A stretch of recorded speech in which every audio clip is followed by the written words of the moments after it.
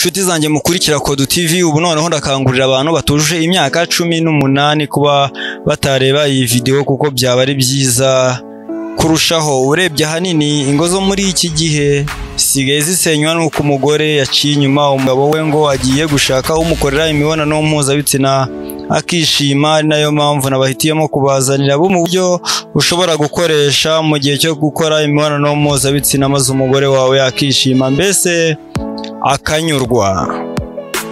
Njyewe ndi Jean Kodu Karivano. Kuri Facebook wahansanga, kuri Instagram wahansanga, yewe na kuri Twitter wahansanga unyuze kuri Jean Karivano. WhatsApp ni 078 75 73 190. Nibyo agaciro twarakoze subscribe kuri no channel, nibyo agaciro gakomeye kuba nkurikira buri munsi, nibyo agaciro gakomeye kumara kura video kayisangiza abandi. Niba utarakora subscribe nawe kandi ko kanya ngo njire mu muryango mugari, kandi aha hantu niho heza hazaguha gutuza, niho heza uzasanga ibyo ukeneye byose, ubumenyi, amasomo n'ibindi bitandukanye. Reka twikomereze kuko birazwi neza ko ingo z'iki gihe zirara zishya bitewe nuko umugabo atazi gukora imibonano mpuzabitsina maze umugore ngo aryoherwe. Ubwo nawe akazajya ahitamo kujya kwishakira abapfubuzi. Bityo ubu buryo ngiye kubabwira ntabwo busaba ko uba ufite ingufu, ntibusaba ko uba ufite ibigango. Ya ubu ni uburyo buri mugabo wese yakoresha uko yaba angana kose, maze umugore akishima. Uko umugore wese cyangwa umugore kose yaba angana ntacyo bitwaye, kuko ndabizi neza ko uri bunkurikire neza, ibintu biri bugende fresh, byo simbigarukaho. Ubu buryo burasaba ngo umugore aryame hasi agaramye, maze umugabo nawe amupfukame hagati y'amaguru. Nuko umugore afata amaguru ye ayashyire ku matako y'umugabo. Umugore narangiza aze noneho akwinjiremo neza. Ubu buryo buzama umugore aryoherwa, ndetse n'umugabo yumve ko afite umugore neza, nawe bimutere kuryoherwa, ndetse bizongera bifashe n'igitsina cy'umugabo kwinjira neza cyose mu gitsina cy'umugore, ku buryo kizaba cyisanzuye mu gukora ibyo umugabo ashaka mu gitsina cy'umugore. Warakoze cyane ko warakoze subscribe. Niba utarayikora rero aka niko kanya, reba handitse subscribe mu ibara ritukura ukoreho, naza akantu kameze nk'inzogera ko ukoreho. Uburyo bwa kabiri, ubu buryo bwo busaba ko umugore aryama ku buriri yubitse inda, ariko akibuka kuzamura ikibuno ho gatoya nibura, ndetse anatandarazeho gato.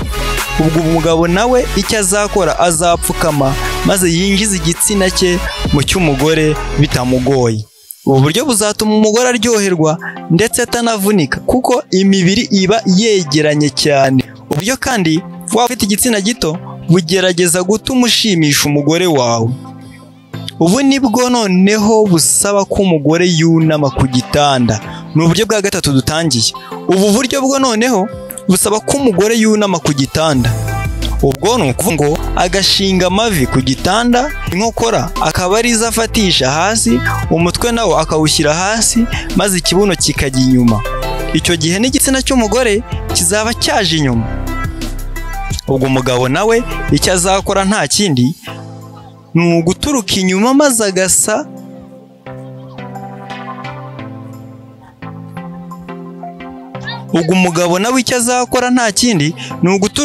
maze agasa n'usutarara maze akinjizamo igitsina cye mu cy'umugore.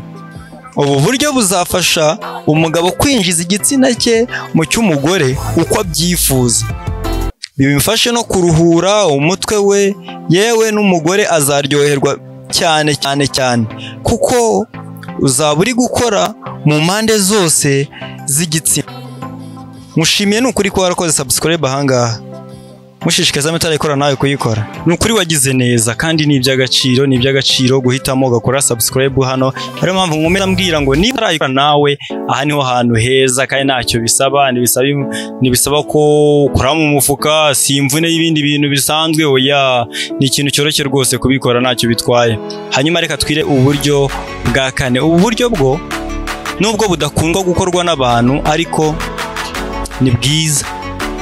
Ubu buryo bwo busaba ko umugore n'umugabo bahagarara maze umugore akazamura akaguru ke akagashyira ku kibuno cy'umugabo, ubwo umugabo nawe agahita agafata maze akagatanyura. Umugabo nawe icyo agomba gukora nta kindi ni uguhita yinjira hagati y'ibibero by'umugore, ubundi agahita ashyira igitsina cye aho cyabugenewe. Ubu buryo buzafasha mwembi gukora imibonano mpuzabitsina murebana amaso ku maso maze mubone n'uburyo musangira uburyohe, yewe n'umugabo bizamufasha kukwinjira mu mugore we neza kuko azaba yumva umubiri ku mubiri. Uburyo bwa gatanu, ubu buryo bwo ni bwiza cyane, busaba ko umugabo aryama agaramye maze umugore nawe akaza akamupfukama hejuru maze yinjira igitsina cy'umugabo muke, ubwo umugabo maze bagatangira akazi. Umugabo agomba kuzajya akoresha igice cye cyo hasi ndetse n'umugore azamuka buhoro buhoro, umugabo nawe agenda amuzamura gake gake biyoroshya, ndetse byagera hagati umugabo akarekera noneho ibintu byose umugore akaba ari we ubyikorera, ndetse umugore akazajya anyuzamo akanyonga ikibuno kugira ngo igitsina cy'umugabo gikore ku mpande zose z'igitsina cy'umugore. Wakoze kuba wakurikiye Kodu TV, wakoze kuba wankurikiye nkanjye Jean Kodu Karivano, ni ukuri ndagushimiye n'iby'agaciro ko wakoze subscribe aha hantu.